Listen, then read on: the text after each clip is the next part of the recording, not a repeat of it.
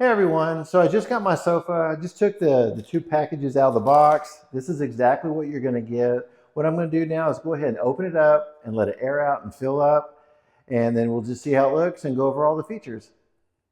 So it's been about 4 hours and it's really looking good. Now the directions do say it could take up to 72 hours, but I'm really happy with the way it's coming out.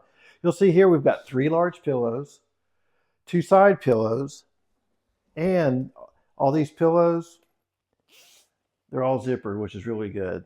Now the size of this is about 90.5 inches wide and 55 inches deep. That's including the chase.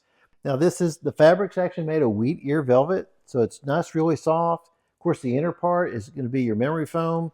And as I'm pressing down here, it comes back right away.